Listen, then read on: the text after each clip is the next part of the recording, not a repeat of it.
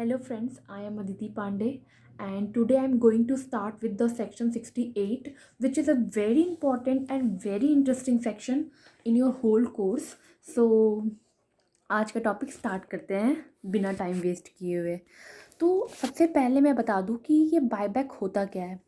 जैसे आप सभी जानते होंगे कि कंपनी शेयर्स और सिक्योरिटीज़ इशू करती है अपने, चाहे वो तो पब्लिक को या चाहे तो एग्जिस्टिंग इक्विटी शेयरहोल्डर्स और कोई भी शेयरहोल्डर्स हो उसके कंपनी में इशू करती है।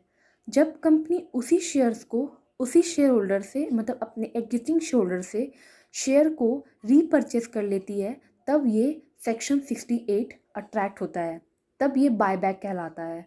बायबैक इसीलिए क्योंकि बाय को बैक कर लेना मीन्स रीपरचेस कर लेना।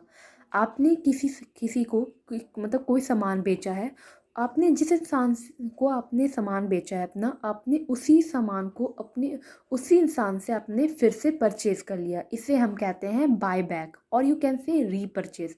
अब सबसे मेन इम्पॉर्टेंट है कि कंपनी ऐसा करती क्यों है, क्या रीज़न है, what is the reason behind buy back.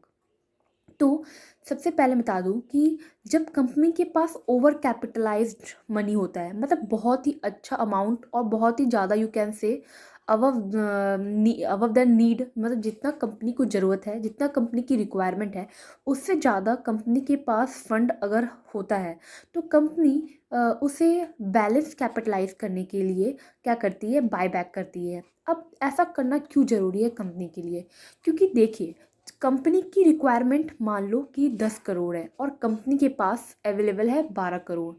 तो कंपनी कमा रही है 10 करोड़ पे, पर कंपनी को डिविडेंड 12 करोड़ पे देना पड़ेगा because of the fund available.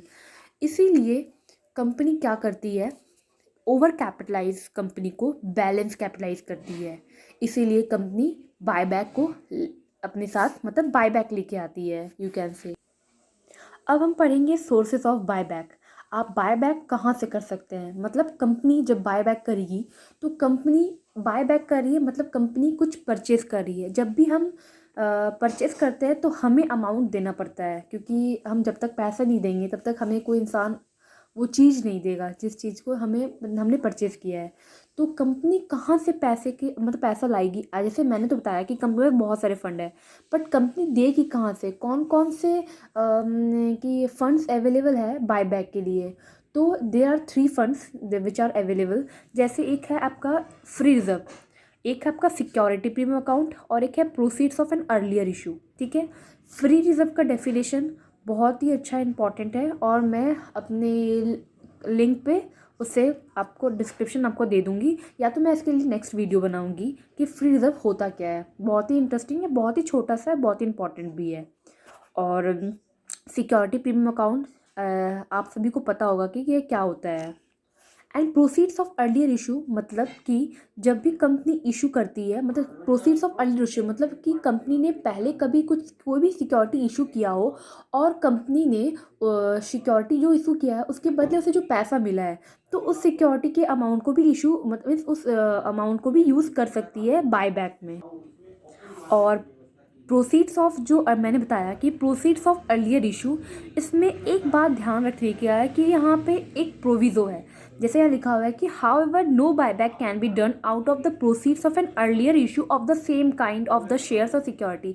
मतलब अगर आपने इक्विटी शेयर को इशू किया था और उसके बदले आपको जो पैसा मिला था, अब उसको अगर आप इक्विटी शेयर परचेस कर रहे हो, मतलब रीपरचेस कर रहे हो, तो आप यूज़ नहीं कर सकते, मतलब सेम काइंड ऑफ शेयर्स के अमाउंट को आप यूज़ नहीं कर सकते हो।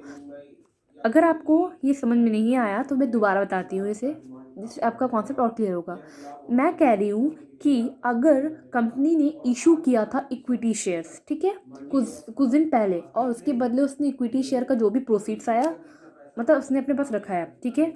तो जब अगर कंपनी रीपरचेज कर रही है और बायबैक कर रही है इक्विटी शेयर्स अपने एग्जिस्टिंग इक्विटी होल्डर से, तो वो अमाउंट जो उसने इक्विटी से लाया था वो यूज़ नहीं कर सकता। हाँ, मान लो अगर प्रेफरेंस शेयर्स अगर उसने इशू किया था और वो बायबैक अगर इक्विटी शेयर कर रहा है, तब उसके अमाउंट को यूज़ कर सकता है, क्योंकि ये दोनों are the different class of the shares है, not the same kind of shares है, इसीलिए। अब सबसे पहले कुछ बायबैक के लिए कुछ ना प्री कंडीशंस दिए हुए हैं जो कि बहुत ही इंपॉर्टेंट है। And I think section 68 subsection 2 में ये प्री कंडीशन दिए हुए हैं जो कि एग्ज़ाम में काफ़ी बार आ चुका है, काफ़ी बार पूछ चुका है। तो अब ये प्री कंडीशंस क्या है? प्री कंडीशन भी बहुत ही ईजी है, बस जस्ट आपको रीड करना है बुक से। फिर भी मैं बता देती हूँ आपको कि ये बायबैक ना आर्टिकल में ऑथराइज होना चाहिए, मतलब आर्टिकल, कंपनी के आर्टिकल ने ये ऑथराइज किया हुआ हो कि कंपनी बायबैक कर सकती है। एंड उसके बाद है कि कंपनी बायबैक कर सकती है, कितने, लिमिट कितना है, कितना कर सकती है। तो अप टू 10% तक कर सकती है, ठीक है, by passing BR। And up to 25% तक कर सकती है by passing SR, as the case may be, जो भी हो, BR पास करके 10% तक। एंड 25% तक कर सकती है by passing SR, by taking approval from the share holders of the company. Okay, अब क्या होता है कि एंड ऑल द शेयर्स और other specified securities for the buyback are fully paid up. मतलब कोई शेयर से अगर वो पार्टली पेड अप है तो आप उसका बायबैक नहीं कर सकते हो, must be fully paid up होना चाहिए। एंड और है सेबी की कुछ गाइडलाइंस है, सेबी के कुछ रूल्स एंड रेगुलेशंस है, वो आप खुद भी रीड कर सकते हो। बस नॉर्मली लिखा हुआ है कि कंपनीज लिस्टेड इन सेबी को कहाँ कहाँ से और किस तरह से आपको कौन कौन से रूल्स फॉलो करने पड़ेंगे, ठीक है। अब लिखा हुआ है कि जो ये बायबैक है, no offer of buyback under this subsection shall be made within a period of 1 year record from the date of the closure of proceeding. मतलब आप, no offer of buyback under this section shall be made within period of, मतलब जब आपने एक buyback किया है तो उसके बाद आपको 1 साल तक का वेट करना पड़ेगा, फिर आप दूसरा बायबैक कर सकते हो, ठीक है। आज मैं यहीं तक करा रही हूँ और नेक्स्ट टाइम मैं अपने न्यू वीडियो के साथ इसी को कंटिन्यू करते हुए आगे जाऊँगी। इसके बाद ये मेरा फर्स्ट वीडियो है, आप उसके बाद सेकेंड वीडियो देख सकते हैं।